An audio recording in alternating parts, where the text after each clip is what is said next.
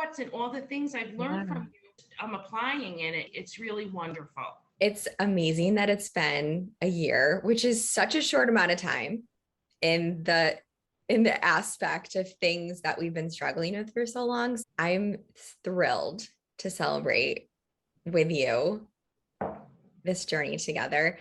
But I think it's so valuable to take a minute to also reflect back on where we've come from to appreciate where we are. Beautiful. And I was so proud of you for taking that step of reaching out because I know that's the hardest part. What do you feel like your biggest struggles or challenges were at that point, and what really prompted you to take that step? What prompted me, Jenny, was I had a lot of things going on health wise in my life. And I knew that in any type of crisis, my knee jerk reaction is to grab food.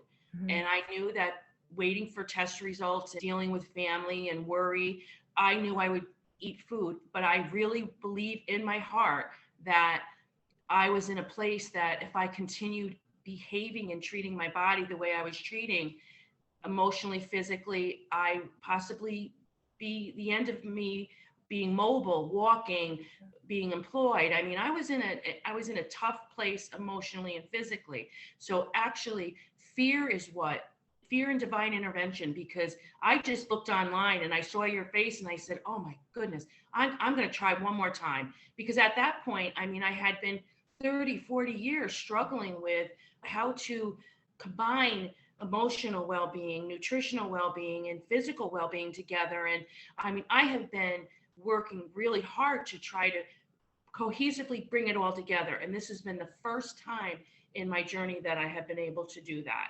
And I'm so grateful that I had the courage to realize I can do this. So that's really what brought me to you. Yeah, I love that you can identify your emotions so much more clearly now and say fear is what prompted this and courage was this. And just to hear you say that is there's so much more clarity. I can just hear it. Absolutely. And I feel it in my heart as well. That's what matters most. Yeah. Absolutely. One of the major connections I started feeling with food, and I had a lot of food anger and resentment. Mhm. I felt so uncomfortable. Life is about food, and I didn't know how to foster a good healthy relationship with it. So you got to figure every holiday, every family event, every big wonderful thing that happens in a person's life somehow does involve food, alcohol, and indulgence. And I just could not connect with the people around me because I was so concerned about what I was going to eat, how it was going to look. When I first started this journey, I was obsessed with how food was going to look on my physical, personal appearance. Now I have the ability to stop and say, how is food going to feel inside my body? It connects with how I'm feeling emotionally, how I'm making connections with people. And one of the first things that you and I did that was really awesome was I have a stressful job, and most people do. And I think when I started the program, I kind of felt like I was the only one, and I couldn't identify that anybody else had struggles or pains like I might have encountered. And I isolated. But one day you took, and I've used this chart with my own students many times, the chart with emotions and triggers. And that to me was, I think, the best thing that happened. And I made the connection that I was in work not even 1 hour and I was already having anxiety and agita and stomach issues, and I wanted to eat and I felt that compulsion. So once we figured that out, then we brought the nutrition into it and started working on the nutrition component of the program, which was invaluable. I was of the mindset that less is more and you have to eat this way and that way. And you taught me that if you're not having a full plate of good nutrition, your body's going to crave other things, and you're setting yourself up for these binge and craving feelings. And it has been an organic process for me. And I think that that's what I love so much about working with you. Beautifully said. I think so many people can relate to that feeling feeling isolated, like we're the only one going through this experience. But like you mentioned, food is everywhere in our culture and our life and our experiences. And having that as a stress and anxiety is so limiting. Absolutely. It's debilitating. This whole year, actually, when we did this, talked about this interview, I talked to my children and I said, hey, do you guys want to help me out? I said, maybe you could do a testimony as to the changes that you've seen me more. And they were very willing to do that. But then I said, you know what? I need to do it. I need to speak Yeah. to that. I mean, it has impacted so many people that I love and care for in so many different ways. And now you have grandkids that you're Absolutely. able to positively share this with, which is so exciting. Awesome. Absolutely awesome. And be in the moment with them, be in the Yeah. moment and really be an active participant. I always thought I was actively communicating and participating, but it was always about fear and running and, making choices. So this has been a positive thing. Where are we now with your nutrition and health? You just celebrated your birthday this past week, which is so exciting. And you've mentioned this with holidays and events, a completely different experience. So where do you feel like you're now with your health and nutrition? I mean, it's always going to be something that Yeah. I have to take the time to address. Yep. It's been difficult for me. It is so easy to do it now. I have the foundation. I do my food prep on Sunday night. I think about food choices. I do my shopping. Jenny, when I first started the program, my husband was shopping. I wasn't cooking. I was not doing the things that I really enjoy. I'm finding that there's joy to that. I'm enjoying that. I never looked at someone that prepares a beautiful meal and think that, oh, look at that, those mashed potatoes were mashed with love. I never made that connection. I was always the all or nothing thinking, that it's either got to go this way or the highway, or I'm not going to do it anymore. I'm not going to try it. I'm prepared for the curves. I'm prepared for a day that, maybe I don't have the best snack, but I'm going to find it. You know what I mean? Then the next time I'm in a position like that, I'm going to pack a good snack. I have snacks with me all the time to prevent, but I'm finding that I'm relying on that less because of the way I'm building my plate and my nutrition. This is amazing to hear you say. You're so confident in your nutrition.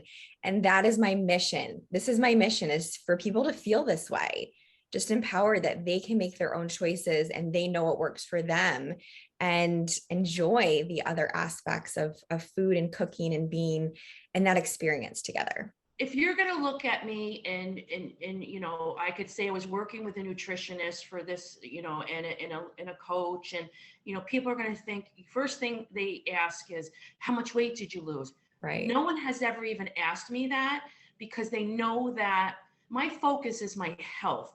Numbers are not paramount to me at this point. I know, like I said, I'm going this journey organically, because every time I've ever tried to do this, I would lose the weight, 30, 40, 50 pounds, whatever, and I gain it right back.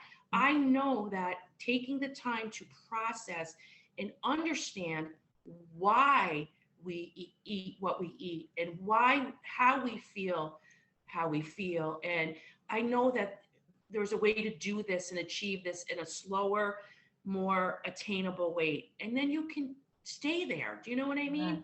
I do know what you mean. And I've lost 10 pounds and I feel great. My water intake is, just so many things. Just so many things I can't even, I don't even know how to describe it, but I feel like I can live my life. Which is what everybody wants, right? That is what it's about, being able to live your life. That's what we're here for. Absolutely.